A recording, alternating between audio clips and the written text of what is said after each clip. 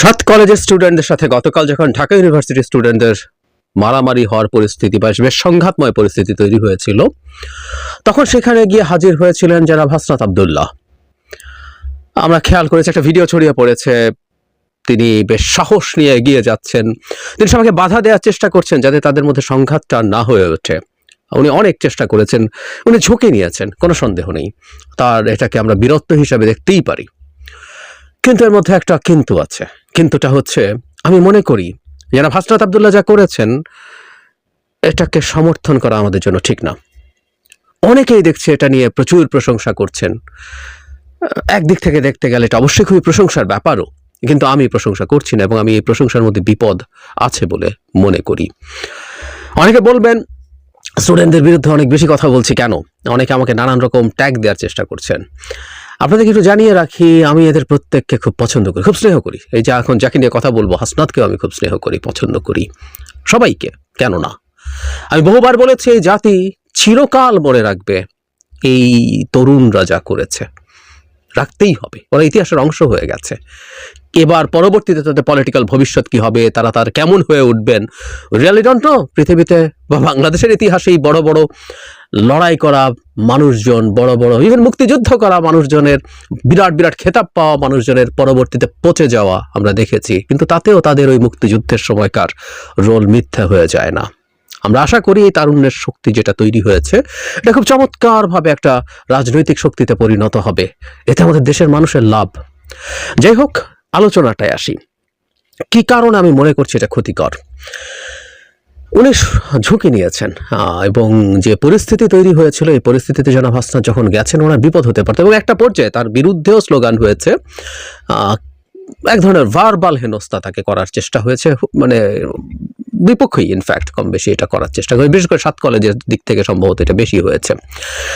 তো এটা নিয়েই অনেকের কাছে খারাপ লাগছে যে এই হাসনাত আমাদের সাথে, আমাদের এই মুভমেন্টের সময় এটা করেছেন, সুতরাং তার এইরকম কিছু আমরা মেনে নেব, আমরা হাসনাতের সাথে আছি। আমরা আসলে হাসনাতের সাথে আছি, আমরা যারা ওই স্টুডেন্ট যারা ওখানে ছিল তাদের সাথেও আছি, আমরা সবার সাথে আছি, সবার সাথে আছি। কিন্তু হাসনাত যে ভুলটা করেছেন, এই ভুলটার কথা আমি হাসনাতকে আমার সাথে একটা টক শোতে, আমরা খালেদ মহিউদ্দিন ঠিকানায় গেছেন, আমি হাসনাতের সাথে একটা টক শোতে ছিলাম, আমি ওখানে অন রেকর্ড, সেজন্য আমি এর মধ্যে লুকোছাপার কিছু, আমি অন রেকর্ড হাসনাতের সামনে বলেছিলাম যে আপনারা যখন বিভিন্ন জায়গায় সমস্যা সমাধানের জন্য গিয়ে হাজির হন, তখন এই সরকারের ব্যর্থতাকে চোখে আঙ্গুল দিয়ে দেখিয়ে দেয়।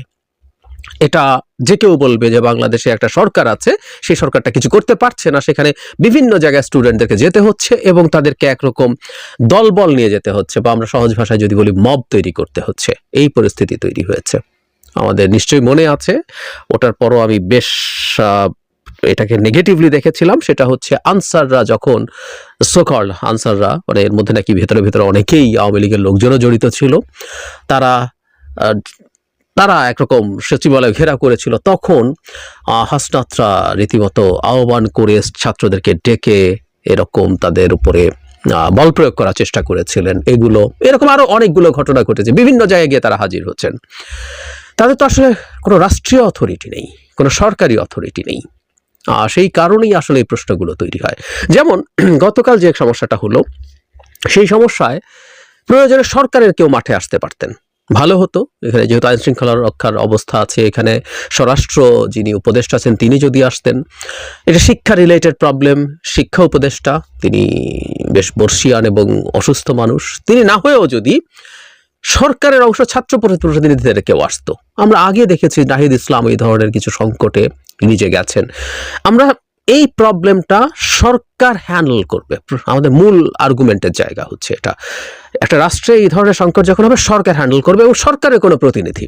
সুতরাং আমরা যাদের কথা বললাম, তারা না হয়তো কেউ সরকার যদি মনে করতো যে ছাত্র প্রতিনিধি, ছাত্র উপদেষ্টাদের কেউ গেলে তাদের সাথে ইন্টারাকশন ইজিয়ার হবে, বেটার হবে, তাহলে ছাত্র উপদেষ্টা যে কেউ, জনাব নাহিদ হোক, জনাব আসিফ হোক, জনাব মাহফুজ হোক, যে কোনো একজন ওখানে গিয়ে তাদের সাথে আলোচনা করার চেষ্টা করতে পারতেন, তাদেরকে নিবৃত্ত করার চেষ্টা করতে পারতেন। এটা সরকার করবে, এই জায়গাটা ইম্পর্টেন্ট। একটা স্টেটে একটা সরকার অ্যাসাইন্ড থাকে, তারা বেতন টেতন নেন রীতিমতো, আমরা টাকা দেই তাকে, পুষি, এভাবেই ব্যাপারটা। পুষি হচ্ছে আমাদের কথা সার্ভিস প্রোভাইড করার জন্য, এর মধ্যে নানা কিছু। গতকাল রাতে যে ঘটনাটা ঘটলো, এটা একটা সার্ভিস, সেটা হচ্ছে একটা আইন শৃঙ্খলার ভঙ্গুর হয়ে পড়া, ভেঙে পড়ার একটা পরিস্থিতি তৈরি হয়েছে। এখানে আইন শৃঙ্খলা রক্ষাকারী বাহিনী সহ আরও যাদের যাদের প্রয়োজন তারা সবাই এখানে সার্ভিস দেবেন। আমরা এটাই চেয়েছি। রাষ্ট্রের কাজ, সরকারের কাজ সরকার করবে। It's a very basic of a modern state. আমরা যখন এগুলো বাদ দিয়ে নিজেরা কিছু করতে যাই, নিশ্চিতভাবে জনাব হাসনাতের বীরত্ব সবাই দেখেছেন, প্রশংসা করেছেন, কিন্তু হাসনাত যখন এই কাজটা করে, হাসনাত আসলে একটা নাম, আমি হাসনাত এই ভিডিও হাসনাতের বিরুদ্ধে নয়, এই হাসনাত সম্পর্কে নয়, কিন্তু আমি প্রায় যেটা চেষ্টা করি এক একটা ফেনোমেনন ধরে সেটার ডিপ ইম্প্যাক্টটা কি সেটা নিয়ে আলোচনার চেষ্টা করি।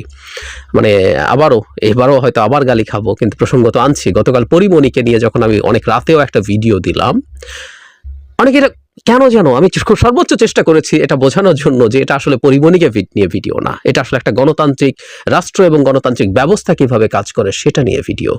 কিন্তু সামহাও আমি দেখলাম প্রত্যেকে জিনিসটা অনেকেই ধরতে পারছে না, বা ধরতে পেরেও সেটাকে সেভাবে অ্যাগ্রি করছেন না, যেহেতু তারা হার্ট হয়েছেন আমার কথায়, তারা সেটার প্রতিক্রিয়া দিয়েছেন। ঠিক একইভাবে এটা হাসনাত না, জায়গায় সার্জিস, হান্নান, যে কেউ একজন যদি যেত, নাসিরউদ্দিন পাটোয়ারি যদি যেত, আক্তার যদি যেত, যে কোনো একজন যদি যেত এবং এই চেষ্টা করতাম, আমি এটাকেও সমালোচনা করতাম। আমি মনে করি এই জিনিসগুলো, এই চর্চাটার মধ্যে আমাদের আস্তে আস্তে অভ্যস্ত হতে হবে। আমরা শুরুর দিকের কিছুদিনও যদি বেনিফিট অফ ডাউট দেই, আইন শৃঙ্খলা রক্ষাকারী বাহিনী ঠিকঠাক মতো কাজ করছিল না, আমাদের সরকারও ঠিকঠাক মতো বুঝে উঠতে পারছিল না, সব কিছু নিয়ন্ত্রণে আনতে পারছিল না, সেই পরিস্থিতিতে কিছু কিছু ক্ষেত্রে হয়েছে কেউ কেউ এটার বেনিফিট অফ ডাউট দেওয়ার চেষ্টা করতেই পারেন। কিন্তু পরবর্তীতে যেটা দাঁড়ালো, 6 মাস যখন হয়ে গেছে সরকারের, এগুলো সরকারকে আমরা নিয়ন্ত্রণ করতে দেখতে চাই। এবং এই ধরনের জায়গায় গিয়ে যখন এই ধরনের পরিস্থিতি ফেস করে, এটা বিপজ্জনকও হতে পারতো তার উপরে। অবশ্য কেউ কেউ বলবেন ওরা শেখ হাসিনার বিরুদ্ধে জীবনের ঝুঁকি নিয়ে দাঁড়িয়েছেন, এই ঝুঁকি তারা কেন নেবেন? আমার কাছে পাল্টা প্রশ্ন হচ্ছে, যখন ঝুঁকিটা নেওয়া প্রয়োজন তখন ঝুঁকিটা নেওয়া হোক। এই রাষ্ট্রের যদি জেনুইন আবার প্রয়োজন হয় তখন তারা এটা করবেন। এই জায়গাগুলোতে না যাওয়া ভালো। জনাব হাসনাতকে আমি সেই টকশোতে যেটা বলেছিলাম আমি আবারও বলতে চাই, আমাদের সরকারকে ইনএফেক্টিভ দেখায় এমন কোনো কাজ আসলে কোনো দিক থেকে করা দরকার না, অনুচিত। কারণ এই সরকারের তীব্র সমালোচনা বিভিন্ন দিকে চলে। এই সমালোচনাগুলো পরবর্তীতে যেটা দাঁড়াবে, যারা আমাদের বিরুদ্ধে কাজ করতে চায়, করছে, তাদের কাছে এগুলো অস্ত্র তুলে দেওয়া হয় যে বাংলাদেশে এখনো মব তৈরি হচ্ছে, বাংলাদেশে এখনো সরকার কিছু পারছে না, ওখানে গিয়ে একজন ছাত্র সমন্বয়ক গিয়ে ওখানে এটাকে সামাল দেওয়ার চেষ্টা করছেন।